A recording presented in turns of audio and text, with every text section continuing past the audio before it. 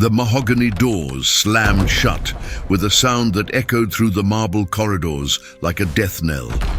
It was November 9th, 1907, and inside the private library of 23 East 36th Street, 50 of America's most powerful bankers stood frozen, suddenly prisoners in the most opulent cage ever constructed. The air was thick, suffocating with cigar smoke that swirled in lazy spirals beneath Tiffany chandeliers worth more than some state budgets, mixing with the acrid stench of fear sweat seeping through $1,000 suits hand-tailored on Savile Row. The Persian rugs beneath their feet, each one a masterpiece that had taken artisans years to complete, absorbed the sound of their nervous shuffling, creating an eerie silence, broken only by the ticking of an 18th century French clock that seemed to count down not just minutes, but the remaining moments of American capitalism itself. Outside those locked doors, America was dying. Bank runs had spread like wildfire across Manhattan, jumping from neighborhood to neighborhood with the unstoppable momentum of a plague. Women clutched their children on street corners, weeping as their life savings evaporated into the cold autumn air. Men threw themselves from office windows rather than face financial ruin, their bodies hitting the pavement with sounds that haunted the survivors. The Knickerbocker Trust Company had collapsed 3 days earlier, and the contagion was spreading. Trust Company of America was hemorrhaging deposits at a rate of $2,000 per minute, literally watching their vaults empty as desperate customers lined up around city blocks, some having slept on the sidewalk overnight, all of them demanding money that simply didn't exist anymore. The entire American economy was 72 hours from complete collapse, and these 50 men, titans of industry, railroad barons, trust magnates, men whose names appeared on buildings and whose signatures could move markets, knew with absolute certainty that they were helpless to stop it. But one man could. He sat at the head of a Renaissance table that had once belonged to a Medici prince, his massive frame hunched over documents spread before him like battle plans, a Cuban cigar clenched between teeth that had forgotten how to smile decades ago. John Pierpont Morgan. At 70 years old, his body was a catalogue of physical failures.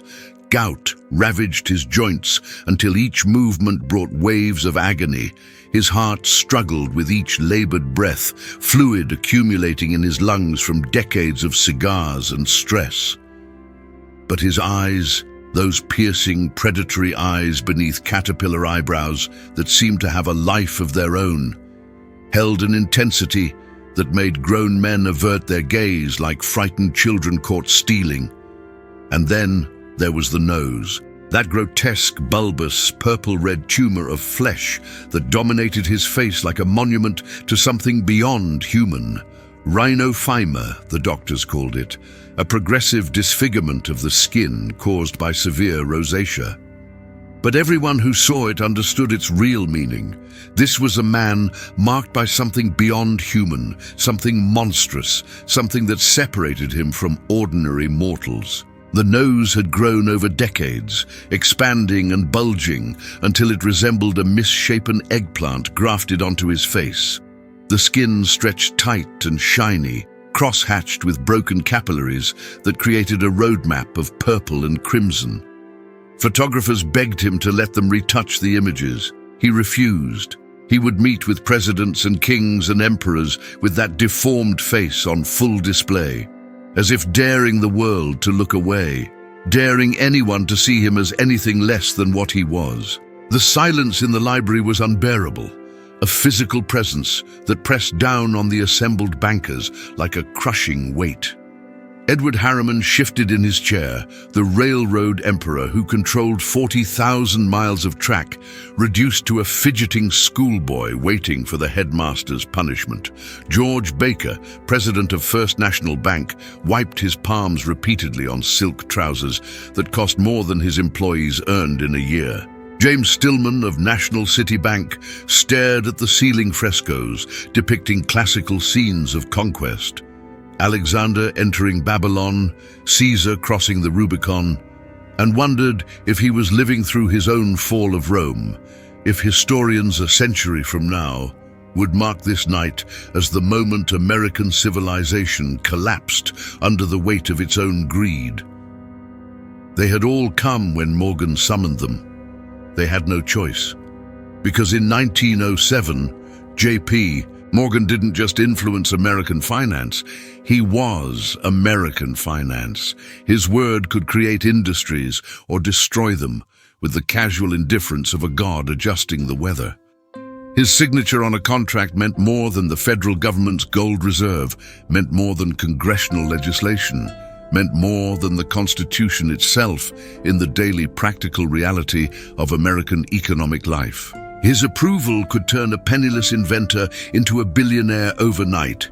He had done it with Thomas Edison, transforming a debt-ridden tinkerer into the wizard of electricity. And his displeasure could erase family fortunes that had taken 3 generations to build, could turn proud men into beggars, could make your name synonymous with failure in every financial district from New York to London to Berlin. Morgan's private librarian, Belle da Costa Green, moved through the room like a ghost in an expensive gown, refilling brandy glasses with hands that didn't shake. The only person in that library besides Morgan himself who seemed immune to the terror saturating the air. She had seen this before. She'd watched Morgan orchestrate the Northern Pacific Railway rescue, had witnessed him force the consolidation of competing electric companies, had been present when he saved the federal government itself. She knew how these locked-door sessions ended. Morgan always won. Not sometimes, not usually, always. It was a law of nature as reliable as gravity. The room itself was a testament to Morgan's belief that he existed on a plane above ordinary humanity. The walls were lined floor to ceiling with rare manuscripts, original Gutenberg Bible pages, illuminated medieval texts, first editions of works that had shaped Western civilization. Renaissance paintings worth millions hung in gold frames, depicting scenes of divine power and earthly conquest. The ceiling was adorned with frescoes painted by artists imported from Italy, showing classical gods bestowing favor on chosen mortals. Every object in this room cost more than most people would earn in their lifetimes. And Morgan had assembled it all not to show off, but because he genuinely believed this was his appropriate setting. He saw himself as a modern Caesar, a financial emperor whose decisions would echo through centuries. Hours crawled past like wounded animals dragging themselves toward death. 10 o'clock became midnight. The brandy kept flowing, but nobody was getting drunk. Adrenaline and fear burned through the alcohol before it could cloud their minds. Midnight became 1 a.m., then 2. The bankers weren't allowed to leave, weren't allowed to communicate with the outside world. Morgan had positioned guards at every exit, not just to keep the bankers in, but to keep messengers out. No one could receive updates on the spreading panic. No one could try to save their own institutions first. They were completely isolated, trapped in this gilded prison, while outside those walls, the world burned. Through the tall windows, they could see Manhattan's gaslight glow, could imagine the panic spreading through tenement districts where immigrants kept their savings in coffee cans, through middle-class neighborhoods where school teachers and shopkeepers watched their modest nest eggs vanish, through mansion districts where the merely wealthy realized that wealth without Morgan's protection meant nothing. Trust Company of America was the focal point of the crisis. $20,000 withdrawals every minute, customers arriving with suitcases and wheelbarrows to carry away cash, the teller's hands cramping from counting bills, the vault looking more empty with each passing hour, like a beating heart running out of blood. If Trust Company failed, the dominoes would fall with mathematical certainty. Lincoln Trust would be next. They held too many of Trust Company's notes, too much interconnected debt. Then Knickerbocker, already weakened. Then the smaller regional banks that depended on the New York institutions. Then the insurance companies who had invested in those banks. Then the corporations who depended on those insurance companies. Then the factories that depended on those corporations. Then the workers who depended on those factories. The entire elaborate architecture of American capitalism, built over 50 years of industrial expansion, would implode in a matter of days, taking millions of jobs, billions in wealth, and the American dream itself into a darkness that might last decades. The Panic of 1873 had caused a depression lasting 6 years. This would be worse, much worse. Morgan finally spoke, his voice a low rumble that seemed to vibrate through the floorboards, through the foundation of the building, through the bedrock of Manhattan itself. "Gentlemen, this is what you're going to do. Not a request, not a suggestion, not a proposal open for debate, a commandment from the financial Moses who held the tablets of American capitalism, carved in stone and backed by the threat of divine wrath." He slid documents across the Renaissance table, complex agreements he'd already drafted with his team of lawyers, terms he'd already decided were fair, sacrifices he'd already determined they would make. The documents were thick, filled with legal language that would take hours to fully parse, but the essence was simple and brutal. Each bank would contribute to a pool based on their asset size, creating a fund of $25 million that would shore up the failing institutions, prevent the contagion from spreading, and save American capitalism from destroying itself. $25 million. In 1907 money, this was an astronomical sum, equivalent to roughly 700 million today, but even that comparison fails to capture the magnitude because it represented nearly 10% of the total money supply in New York's banking system. Morgan wasn't asking them to invest. He was demanding they commit institutional suicide if they refused, because there was an implicit second half to his plan that he didn't need to state explicitly. The banks that refused to participate would be the first ones he allowed to fail. "And if we refuse?" The question came from a younger banker whose name has been lost to history, a man foolish enough to believe he still had agency, that this was still a negotiation rather than a capitulation. He was perhaps 35, had inherited his bank from his father, had never experienced a real crisis before. His voice cracked slightly on the last word. Morgan didn't respond immediately. He removed the cigar from his mouth with deliberate slowness, tapped ash into a crystal tray worth more than a working man's annual salary, and then raised his eyes to meet the younger man's gaze. The effect was devastating. Those eyes, cold, calculating, ancient despite Morgan's 70 years, locked onto the younger banker with the intensity of a cobra fixing on a mouse. The room somehow became even quieter, if that was possible. Men literally held their breath. The younger banker's face went through a spectacular transformation, pale, then flushed bright red, then pale again, then a sort of greyish colour that suggested he might vomit or faint or both. He tried to maintain eye contact and failed, his gaze dropping to the table, then to his hands, which were trembling visibly now. Everyone in that room understood the implicit threat without Morgan needing to speak it. Refuse, and your bank would be the first institution Morgan would personally destroy. Refuse, and every loan you had outstanding would be called tomorrow. Refuse, and your name would be synonymous with the death of American finance in every newspaper from coast to coast. Refuse, and your children would grow up knowing their father had destroyed the nation through cowardice and selfishness. Morgan let the silence stretch for another 30 seconds, long enough to be absolutely unbearable, long enough to make the younger man wish he had never spoken, long enough to ensure no one else would dare question him again. Then he turned back to his documents as if the interruption had been a minor annoyance. A mosquito briefly noted and dismissed, and said simply, "You'll sign." And they did. One by one, they approached the table. Some signed quickly, eager to get it over with, to stop being the focus of Morgan's attention. Others hesitated, reading through the documents even though they knew it didn't matter, even though they knew the terms weren't negotiable. Edward Harriman signed with a flourish, recognizing a superior power and choosing not to fight it.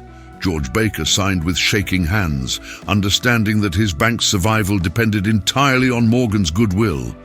James Stillman signed and then immediately poured himself a triple brandy, downing it in one gulp. By 3:47 in the morning, Belle de Costa Green noted the exact time in her personal diary. Every signature was collected. The documents were complete. The $25 million pool was committed. The rescue plan was in motion. Morgan stood, his massive body unfolding from the chair with audible groans, his joints crackling like dry timber, his back protesting from hours of sitting. He walked to the doors with the slow deliberation of an old man who had nothing left to prove, who knew the crisis was over because he had decided it was over.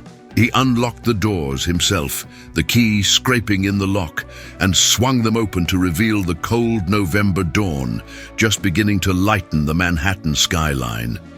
The bankers stumbled out into the corridor like survivors of a shipwreck reaching shore, not quite believing they'd lived through the night, not quite sure what had just happened to them. They had entered as powerful men, masters of their domains, titans of industry. They left as something else. Supplicants who had been granted mercy, children who had been disciplined and then forgiven, pieces on a chessboard that had just been moved by an invisible hand. Behind them, Morgan remained in his library, surrounded by Renaissance paintings and first edition manuscripts worth millions, sipping brandy from a crystal glass older than the United States itself. He picked up a leather-bound copy of Dante's Inferno, the original Italian text, which he could read fluently, and began where he'd left off earlier that evening before the crisis interrupted his leisure reading. He read about the ninth circle of hell, where traitors were frozen in ice for eternity, their tears freezing on their faces, and he read it with the calm satisfaction of a man who had just prevented the apocalypse and would be back in his office in 4 hours to continue running the world. The panic ended within 48 hours. Trust Company of America stabilized when Morgan's money began flowing into their vaults. The bank runs stopped as word spread that J.P. Morgan himself had guaranteed the deposits. The dominoes stopped falling. Stock prices recovered. The newspapers hailed Morgan as the savior of the American economy, the Atlas holding up the financial world on his shoulders, the one man who stood between civilization and chaos. President Theodore Roosevelt, who had spent years trying to break Morgan's monopolies through antitrust prosecutions, was forced to send a private letter of thanks, acknowledging that Morgan had saved the nation when the government itself had been powerless. But those 50 bankers knew the truth that the newspapers couldn't print and the history books would obscure. They'd been locked in that library and forced to do exactly what Morgan commanded, not because he was saving America out of patriotic duty, but because the collapse would have hurt his interests too. They'd been coerced into a rescue that primarily rescued Morgan's own investments. And most terrifying of all, they understood that in that moment, in that entire era, J.P. Morgan didn't just have power over America. He owned it. Think about that for a second. Really think about it. One man. Not the President of the United States, not the Congress, not the Supreme Court, not the people voting in democratic elections. One private citizen held the fate of hundreds of millions of dollars, countless jobs, thousands of businesses, and the entire economic future of the nation in his hands, and there wasn't a damn thing anyone could do about it. The government had tried to regulate him, tried to break his trusts, tried to limit his power, and every attempt had failed because at the end of the day, when the crisis came, they needed him more than he needed them. He owned the banks that financed your mortgage. He owned the railroads that shipped your food from farms to cities. He owned the steel that built your skyscrapers and bridges.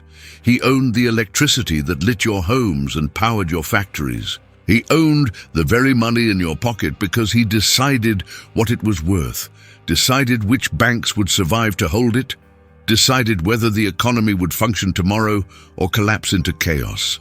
But here's the question that should terrify you, that should keep you awake at night staring at your ceiling, wondering what kind of world you actually live in. Who owns that power now? The mechanisms Morgan built didn't disappear when he died. They evolved, mutated, spread into technology and media and data and pharmaceuticals and defense contractors. Someone is sitting in a modern equivalent of that library right now, making decisions that will define your future, your children's future, the future of democracy itself, and you don't even know their name. They've learned from Morgan's mistakes. They don't lock doors anymore, they lock algorithms. They don't control railroads, they control information flow. They don't own steel mills, they own the platforms where human interaction happens, where commerce occurs, where political discourse takes place. Comment your city below and subscribe, because we're about to expose the blueprint of power that Morgan perfected over a century ago, and that still controls your life today. Hidden behind layers of corporate structures and public relations and philanthropic foundations that make it look like they're helping you when they're really just tightening the grip. To understand how one man accumulated godlike power over an entire nation, how he became more powerful than presidents and more influential than armies, you have to go back to where it started.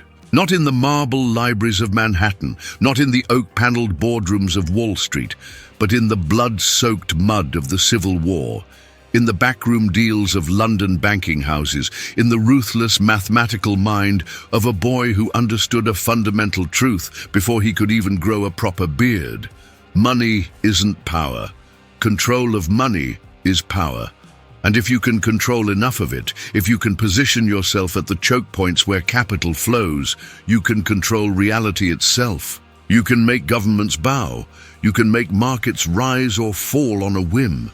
You can reshape the physical world, the cities, the infrastructure, the very landscape, to serve your vision. Junius Pierpont Morgan, everyone called him Pierpont as a child, and later simply JP, the initials carrying more weight than most people's full names, was born on April 17, 1837, in Hartford, Connecticut, into a family that already understood finance in ways most Americans never would. His father, Junius Spencer Morgan, had started in the dry goods business, but quickly recognized that moving money was more profitable than moving merchandise. Junius became a partner in the London banking firm of George Peabody and Company, eventually taking it over and renaming it J.S. Morgan and Company. But young Pierpont wasn't just born into money. He was born into an education in how money actually worked, how it flowed through invisible channels, connecting London to New York, to Paris to Berlin, how paper and signatures could conjure wealth from nothing, how trust and reputation could be weaponized more effectively than armies, how entire nations could be controlled through careful manipulation of credit and debt. The boy was sickly from birth. Rheumatic fever left him bedridden for months at a time, his joints swelling with agony, fever dreams haunting his nights. But his mind was a furnace that never stopped burning, never stopped calculating, never stopped seeing patterns. While other children played in parks or streets, Pierpont lay in bed studying mathematics with an obsession that bordered on mania. He could calculate compound interest in his head faster than most adults with paper and pencil. He could see patterns in market fluctuations that experienced traders missed, recognizing cycles and rhythms invisible to others. By age 15, he was already attending business meetings with his father in London, sitting silently in corners of oak-paneled rooms, absorbing the language of power, the euphemisms that meant bankruptcy, the coded threats that meant hostile takeover, the way a slight adjustment in tone could mean the difference between a profitable partnership and complete financial destruction. His education continued in Europe, the best schools money could buy in Switzerland and Germany, where he mastered French and German and Italian, where he learned that American capitalism was provincial, crude, unsophisticated, and therefore ripe for exploitation by someone with European sophistication and American ambition. He attended the University of Göttingen, studying mathematics and economics, and he took extensive tours through European financial capitals, meeting with bankers and industrialists who had been moving money for centuries while America was still a colonial backwater. He learned how the Rothschilds had financed wars and toppled governments. He learned how the Barings had controlled entire national economies through strategic loans. He learned that true power didn't come from owning things. It came from controlling the flow of capital to those things. He returned to New York in 1857, 20 years old, sharp-eyed, hungry, and armed with knowledge that made him dangerous. He took a position with Duncan, Sherman and Company, a banking firm with connections to his father's London operations. His salary was modest, a few $1,000s a year. His ambitions were not. He worked 18-hour days, learning every aspect of American finance, making connections with men who would later become useful, identifying opportunities that others missed. He was quiet, observant, storing information like a machine. And then the Civil War changed everything, tore America apart, and created opportunities for men ruthless enough to profit from the bloodshed. While other men his age marched off to die in cornfields at Gettysburg and forests at Shiloh, while boys barely old enough to shave had their limbs sawed off in field hospitals, while the nation tore itself apart over slavery and states' rights and the future of democracy, Morgan stayed in New York, exempt from service. Some say he paid for a substitute. This was legal at the time, a practice where wealthy men could hire poor men to serve in their place for around $300. Morgan could afford it easily. He had no interest in dying for abstract principles when there was money to be made. But he wasn't hiding from the conflict. He was profiting from it in ways that would haunt his reputation for decades. In one of his earliest and most morally bankrupt deals, Morgan purchased 5,000 Hall carbines, rifles that had been declared defective and unusable by the U.S. Army because they had a tendency to jam, misfire, and sometimes explode when fired. The government had sold them as surplus scrap for $3.50 each. Morgan bought them, did minimal repairs, barely more than cleaning, and then sold these same weapons back to the Union Army for $22 apiece. Think about the mathematics of that for a moment. He paid $3.50 per rifle, sold for $22. That's a 500% markup on weapons he knew were defective. The total profit was over $90,000, nearly $2 million in today's money, earned by selling weapons that killed or maimed Union soldiers when they exploded in their hands. There are documented cases of soldiers losing fingers, hands, even parts of their faces when these rifles malfunctioned during battle. Young men fighting to preserve the Union, to end slavery, dying not from Confederate bullets, but from American profiteering. When a congressional investigation later questioned Morgan about the ethics of selling weapons that killed Union soldiers, his response was chilling in its simplicity and honesty. Business is business. 3 words, no apology, no remorse, no acknowledgement that some things might be more important than profit. Just a cold statement of philosophy that he would repeat throughout his life, a mantra that justified any action, any betrayal, any body count, as long as the ledgers balanced in his favor. Morality was for people who couldn't afford to ignore it. Ethics were obstacles for those without the power to transcend them. The Civil War made Morgan his first fortune, not just from the rifles, but from speculation in gold, from financing government bonds at favorable rates, from playing both sides when possible. More importantly, it taught him a lesson more valuable than any amount of money: During chaos, when normal rules collapse and desperation spreads like cholera through a crowded city, when governments are weak and people are scared, the man with capital and cold nerve can reshape the entire world. Crisis doesn't destroy opportunity. It creates it, concentrates it, hands it to those willing to act while others panic. By 1871, Morgan had partnered with the Drexels of Philadelphia, forming Drexel, Morgan and Company, the foundation of what would eventually become the mighty J.P. Morgan and Company, a name that would make presidents nervous and foreign governments send ambassadors. But the partnership was just a structure. What mattered was Morgan's emerging strategy. His recognition that American industry was chaotic, inefficient, wasteful, and ripe for consolidation under the control of men smart enough to see the big picture. The railroads became his proving ground, his laboratory for developing techniques of control that he would later apply to steel, electricity, shipping, communications, and eventually the entire American economy. The railroads were America's internet, its circulatory system, the infrastructure that connected everything to everything else. Farms to cities, raw materials to factories, products to markets, immigration to westward expansion. The railroads made modern America possible, turned a collection of isolated regions into a unified national economy. Whoever controlled the railroads controlled everything that moved on them, which meant controlling commerce itself. But in the 1870s and 80s, railroad competition had devolved into something resembling medieval warfare.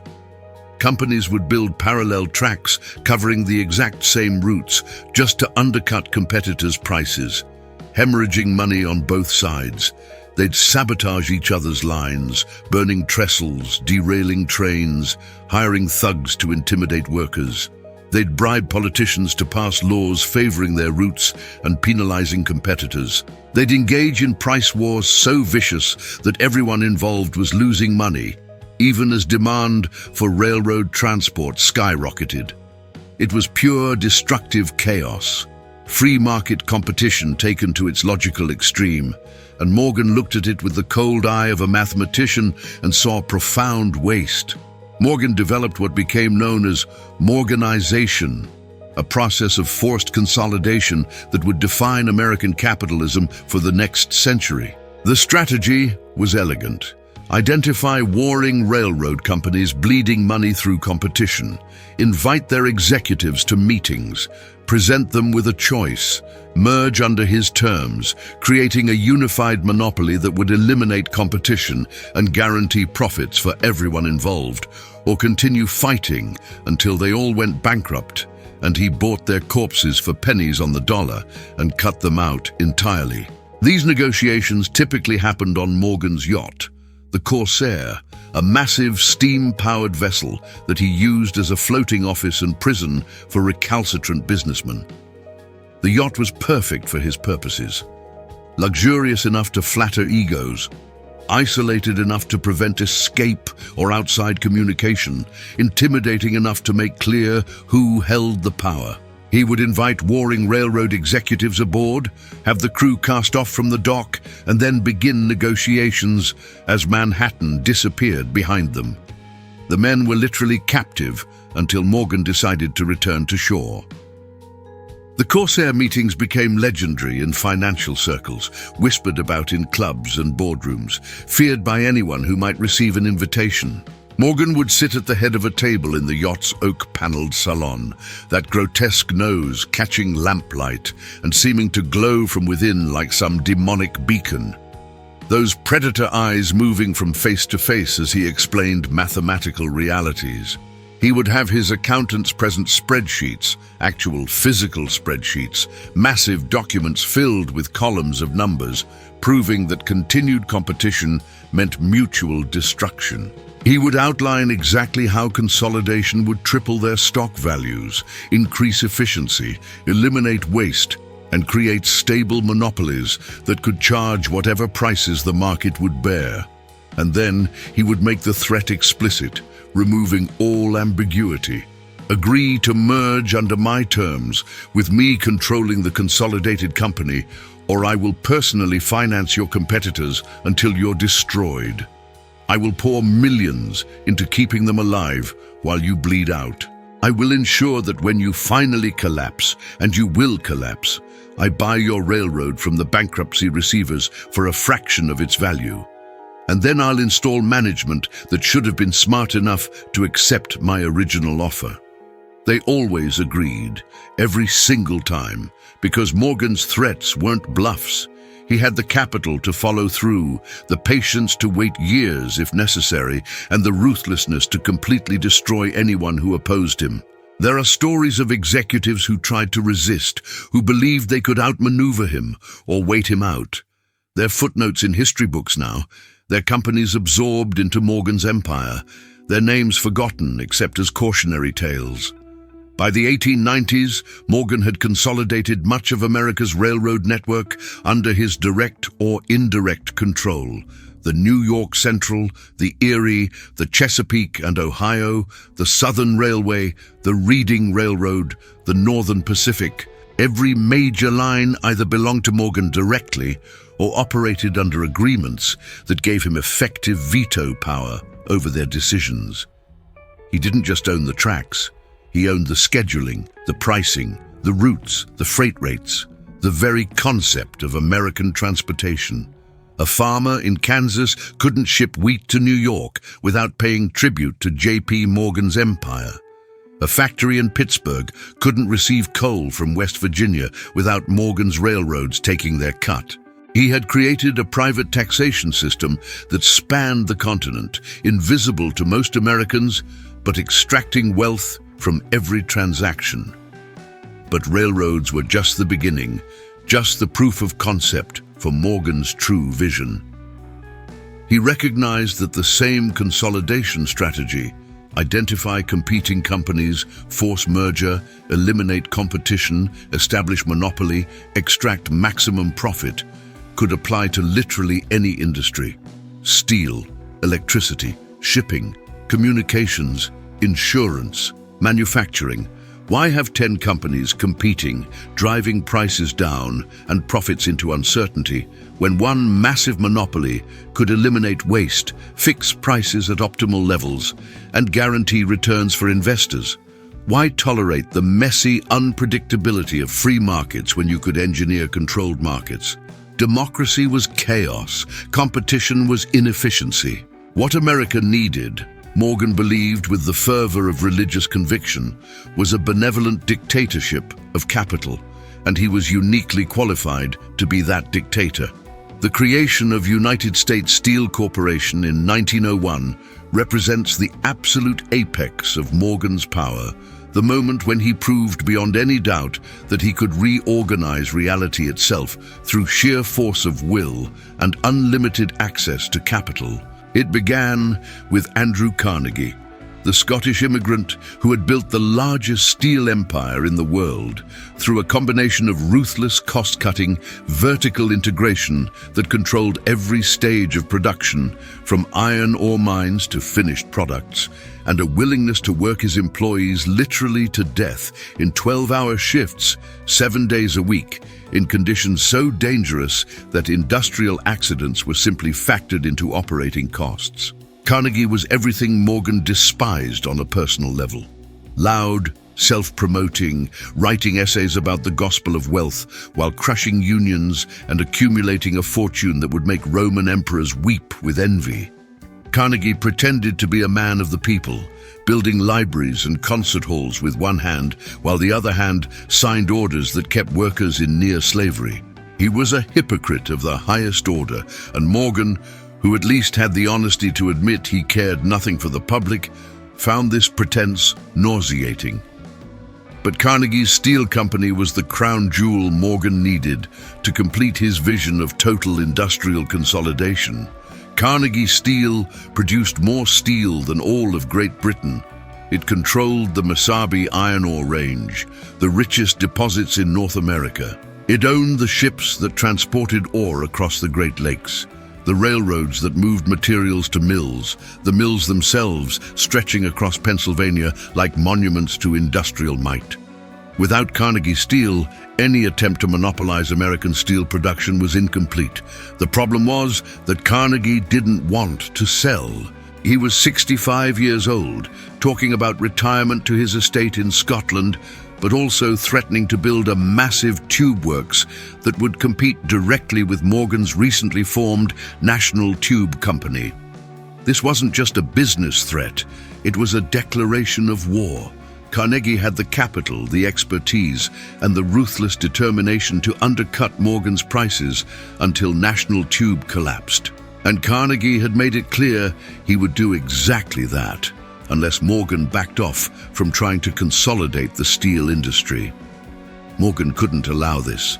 The entire logic of his consolidation strategy depended on eliminating competition, not accommodating it. If Carnegie remained independent, other steel producers would rally around him, using him as a shield against Morgan's monopolistic ambitions. The whole carefully constructed plan would unravel.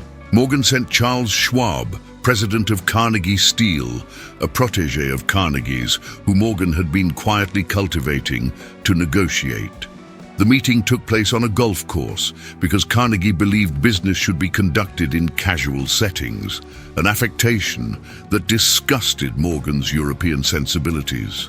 Morgan thought golf was a waste of time, thought casual business dealings showed lack of seriousness, but he understood that reaching Carnegie required working through his eccentricities. Schwab presented Morgan's vision over several rounds of golf.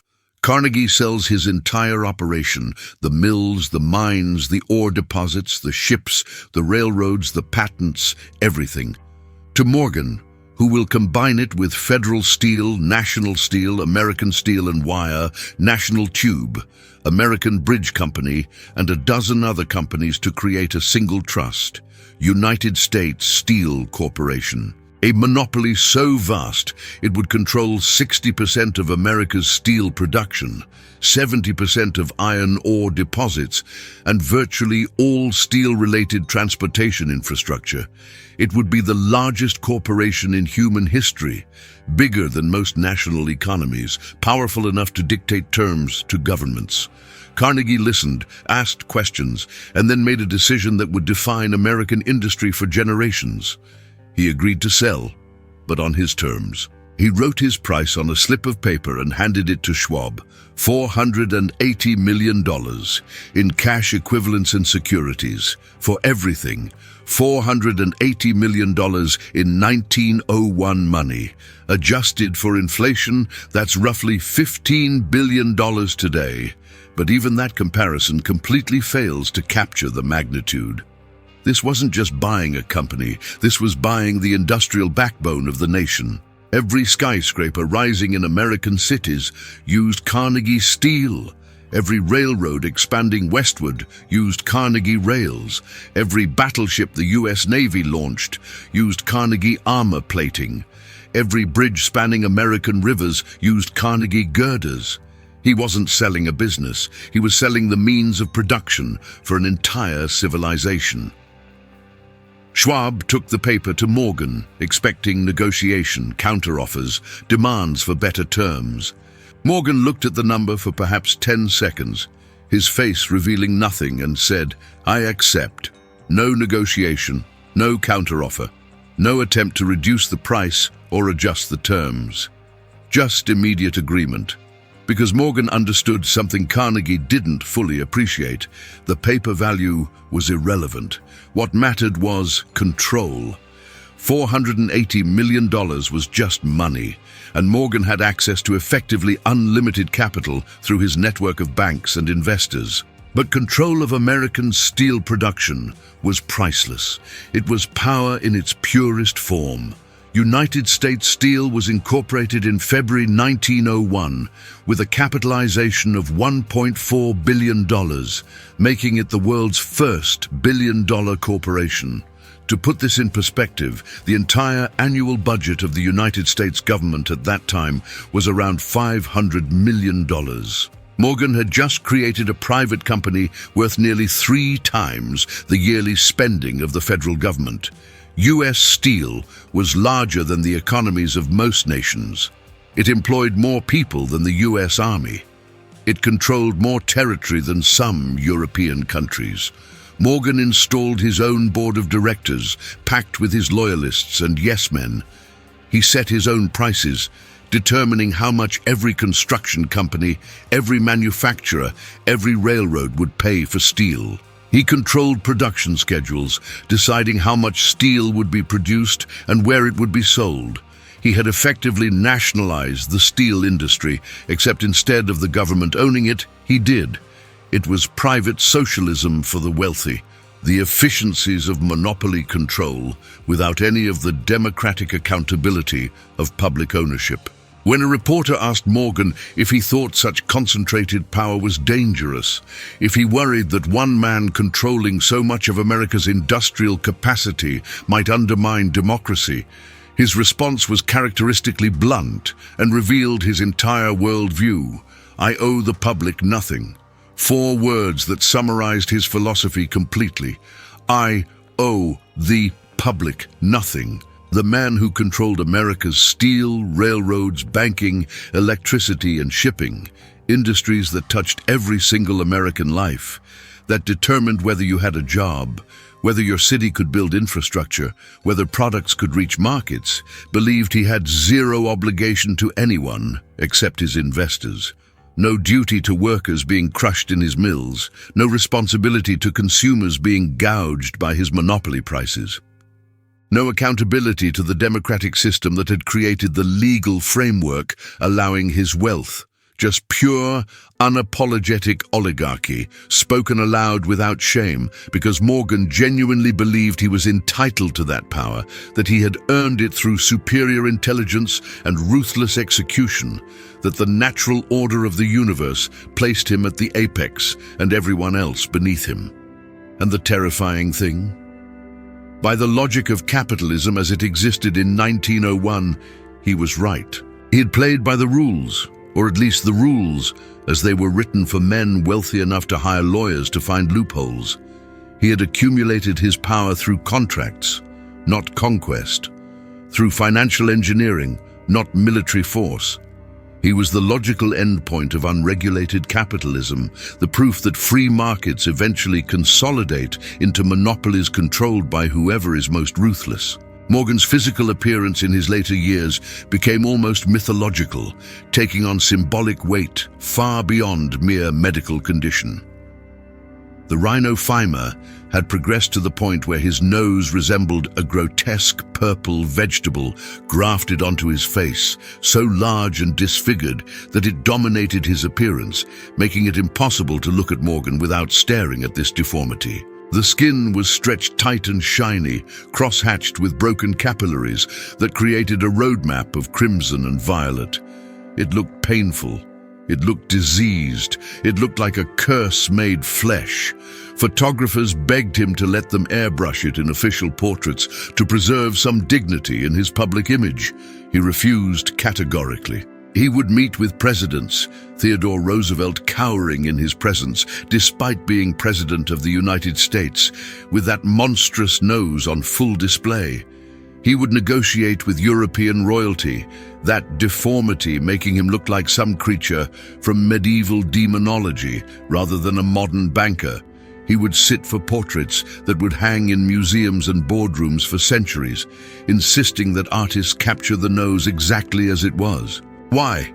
Because Morgan had figured out something profound about power and perception. The nose made him unforgettable, made him distinctive, made him terrifying. In rooms full of wealthy men in identical expensive suits, Morgan's face was unmistakable. You couldn't look at him and see just another banker. You saw something other, something marked, something separated from normal humanity by forces beyond understanding. He weaponized his appearance in negotiations. There are detailed accounts from business meetings where Morgan would simply sit silently, staring at opponents with those cold eyes beneath bushy eyebrows, letting that grotesque nose dominate their field of vision. watching grown men squirm under the gaze, watching them lose their train of thought, watching them make concessions just to escape his presence. He understood the psychology of power at a level most people never reach, that sometimes fear is more valuable than respect, that sometimes being monstrous is more effective than being liked, that making people uncomfortable gives you control over them. One banker who negotiated with Morgan in 1905 later wrote in his private journal, "I tried to maintain eye contact, tried to appear confident, but I kept finding my gaze drawn to that terrible nose, and I knew he knew I was looking at it, and I felt like a child caught doing something shameful. By the end of the meeting, I would have agreed to almost anything just to leave that room." This was power. Not the obvious power of armies or laws, but the subtle power of presence, of psychological dominance, of making others feel small through sheer force of personality enhanced by physical distinctiveness. Morgan was playing a game most people didn't even realize existed.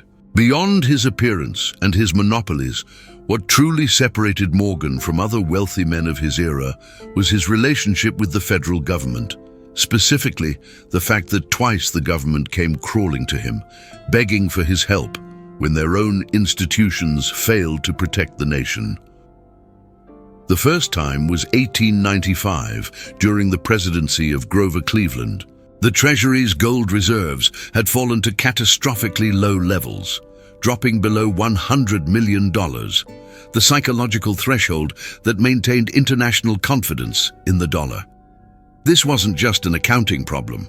This was an existential threat to American sovereignty. Here's why it mattered. In 1895, the dollar was backed by gold.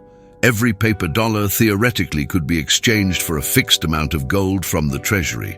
This gold standard created confidence in American currency. Foreign governments and investors knew the money had real value.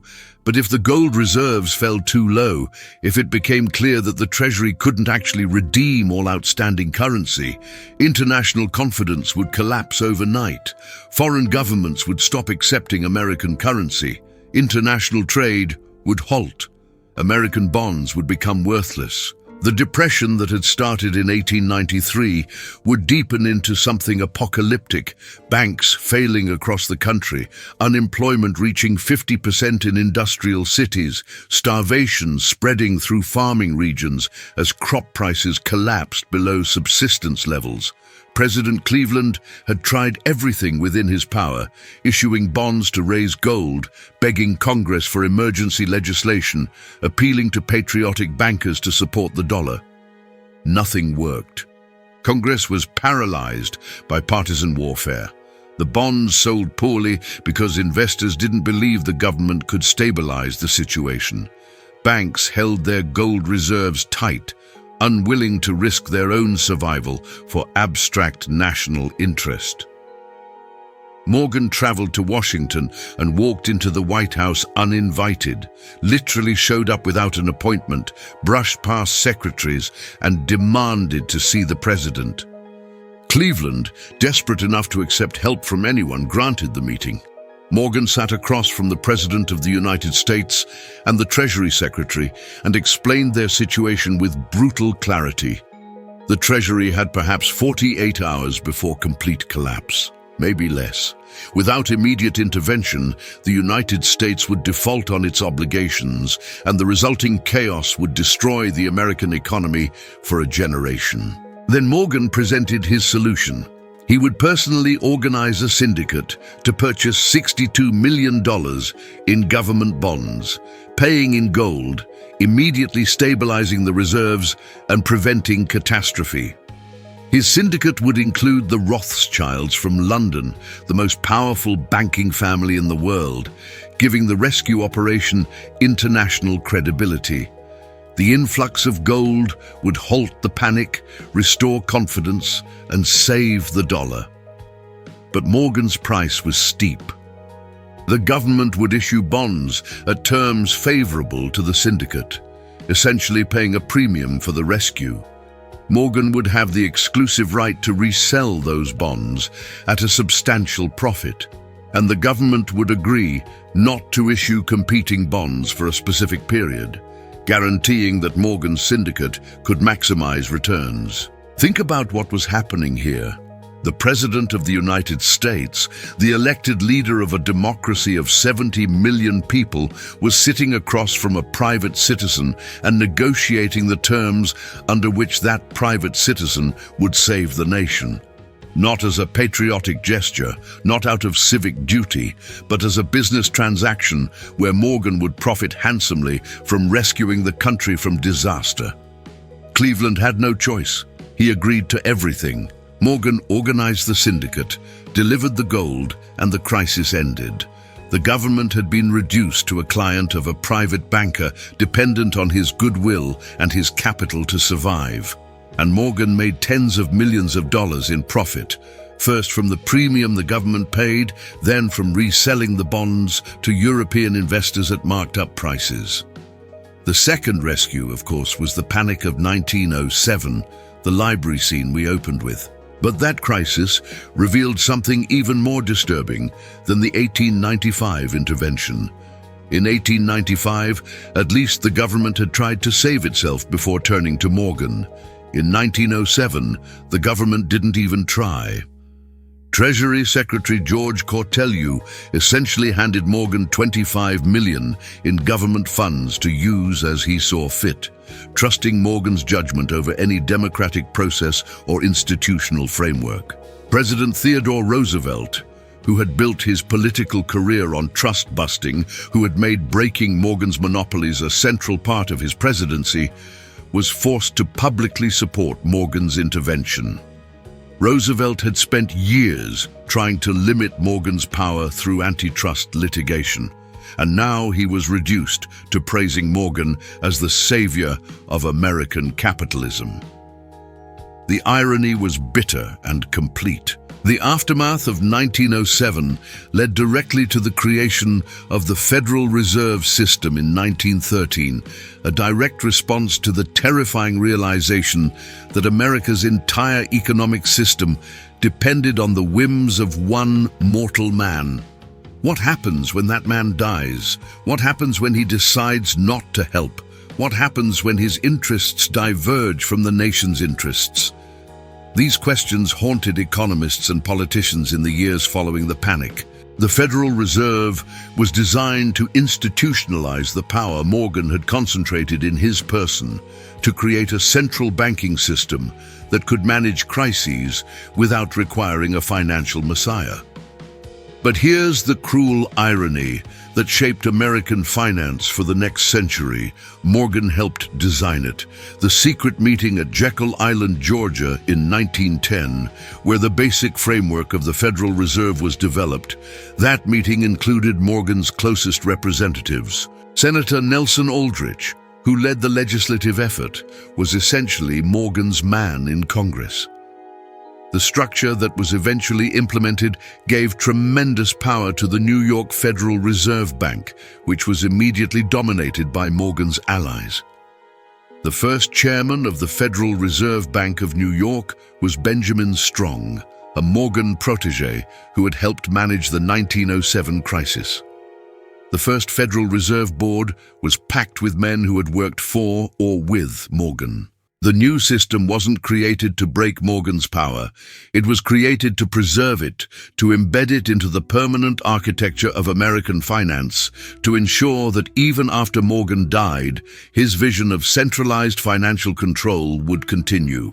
When Morgan died on March 31, 1913 in Rome, having traveled to Europe for his health, his body finally giving out after 75 years of cigars and stress and gout and heart disease, his will revealed a fortune of $68 million. The number shocked the public because it seemed impossibly small. John D. Rockefeller was worth over $900 million. Carnegie had sold out for nearly $500 million. Henry Clay Frick was worth over $50 million. How could Morgan, who seemed to control everything, who had single-handedly prevented economic collapse multiple times, who dominated American industry like a colossus, be worth so little compared to his peers? The answer revealed his true genius, the secret to his power that separated him from mere plutocrats. Morgan didn't need to own everything. He needed to control everything. And control is infinitely more powerful than ownership. Morgan operated through partnerships, syndicates, and trusts, where his relatively small personal investment gave him total decision-making authority. He would put up $10 million, but control a billion-dollar corporation because the structure gave him voting rights disproportionate to his ownership stake. He would own 5% of a company, but chair the board and make all strategic decisions because other investors trusted his judgment more than their own. He would organize syndicates where he contributed 20% of the capital, but took 50% of the decision-making power, because everyone understood that Morgan's name and reputation were worth more than money. His wealth wasn't sitting in bank accounts or stock portfolios. It was in his ability to direct other people's money, to command other people's companies, to reshape entire industries without actually having to buy them outright. He was the ultimate leveraged investor, using small amounts of his own capital to control vast amounts of other people's capital. It was the ultimate expression of the principle he'd understood since childhood. Money isn't power. Control of money is power. You don't need to be the richest person in the room if you're the person who decides what happens to everyone's money. And this brings us to the uncomfortable question that echoes across the 100+ years since Morgan's death. Did anything really change? Did his death actually end the system he built? Or did it just force that system to evolve, to become more subtle, to hide itself better? We tell ourselves comforting stories about how the progressive era broke up the monopolies, how Teddy Roosevelt's trust-busting and the Sherman Antitrust Act tamed the robber barons, how regulation and democracy triumphed over oligarchy. We teach our children that the bad old days of unregulated capitalism are behind us, that we fix those problems with laws and oversight and institutions designed to prevent such concentrated power. But look around, really look. 6 companies control 90% of American media. What you watch, what you read, what news you see, what opinions you're exposed to. 3 companies dominate cloud computing, controlling the infrastructure where modern business operates. 2 companies control the majority of smartphone operating systems, determining what apps you can use and how you interact with digital technology. 4 companies control almost all the social media where political discourse happens, where movements are organized, where information is shared. The consolidation Morgan pioneered didn't end. It accelerated, mutated, spread into every sector of the economy until we live in a world of monopolies so vast they make United States steel look quaint. Amazon controls more of retail than Morgan controlled of steel. Google controls more of information access than Morgan controlled of railroads. Facebook controls more of human communication than Morgan controlled of banking. The difference is that modern monopolists learned from Morgan's mistakes. They don't flaunt their power in ways that create political backlash. They don't give speeches about owing the public nothing. They hire armies of PR firms and create philanthropic foundations and talk endlessly about changing the world and making it better while they systematically eliminate competition and extract wealth on a scale that would make Morgan's jaw drop. They've perfected what Morgan started, the art of controlling everything while appearing to own nothing, of wielding governmental power while maintaining private citizenship, of reshaping reality itself through financial engineering and technological control. They've learned to make monopoly look like innovation. They've learned to make wealth extraction look like value creation. They've learned to make oligarchy look like meritocracy. Morgan's library still stands in New York, preserved as a museum filled with the Renaissance paintings and illuminated manuscripts he collected. Tourists walk through those rooms every day, admiring the beauty, reading the plaques about his philanthropic donations, learning sanitized versions of his story. They don't think about the 50 bankers locked in there in 1907, terrified prisoners of one man's will. They don't think about the workers crushed under 12-hour shifts to build his steel empire. They don't think about the defective rifles that exploded in Union soldiers' hands. They don't think about the democratic institutions he subverted or the governmental power he usurped. They see a titan of American industry, a savior who prevented economic collapse, a collector of fine art who elevated American culture, a builder who created infrastructure and jobs and prosperity. History is written by the victors, and Morgan won so completely that even his crimes became achievements. His monopolies became examples of American ingenuity. His theft became business acumen.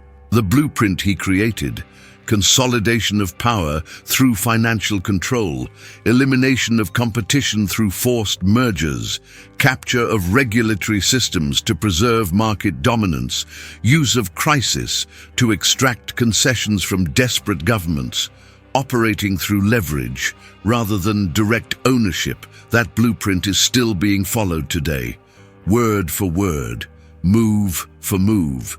The playbook hasn't changed. Only the players have. Morgan understood a truth that every billionaire since has internalized.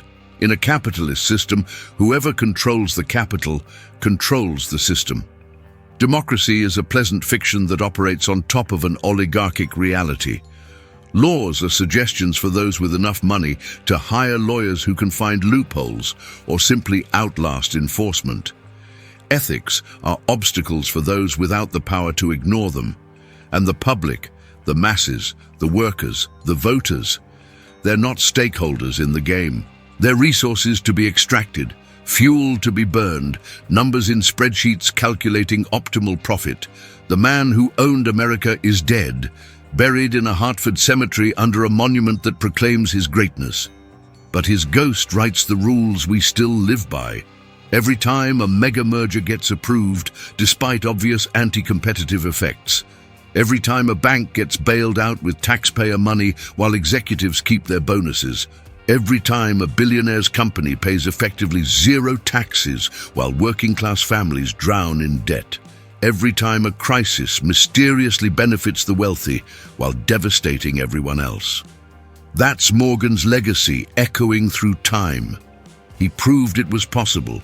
He built the prototype. Everyone since has just been refining the design, making it more efficient, harder to see, more difficult to fight. So the question isn't really about JP Morgan anymore.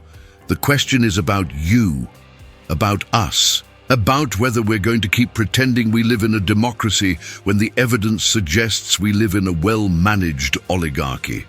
About whether we're willing to acknowledge that power in America has always been concentrated in the hands of a tiny elite, and that elite has always been more interested in preserving their power than in sharing it.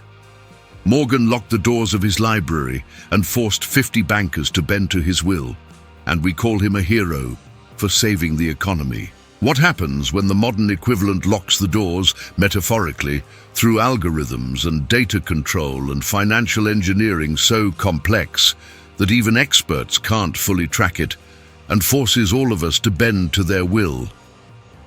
What happens when we realize we're all locked in that library now, and the doors haven't been opened in 100 years? The man who owned America left us a legacy more valuable than any fortune. He showed us exactly how power works, stripped of pretense and morality and democratic rhetoric. He showed us that at the end of the day, when everything else falls away, control is the only thing that matters. And whoever has the most control writes the rules, defines reality, and determines the future. He's been dead for over a century, but JP Morgan still owns America. Because the system he built, the consolidations he pioneered, the philosophy he embodied, it's not history. It's the operating system we're all running on, whether we realize it or not. The code is still executing, the program is still running, the library doors are still locked, and that, more than any panic or any monopoly or any grotesque nose or any locked library door, should absolutely terrify you. Because understanding how we got here is the first step toward understanding where we're going. And if Morgan's trajectory tells us anything, it's that concentrated power doesn't diffuse on its own. It doesn't share willingly. It doesn't surrender peacefully. It only grows and grows and grows until someone finally has the courage to break down the doors.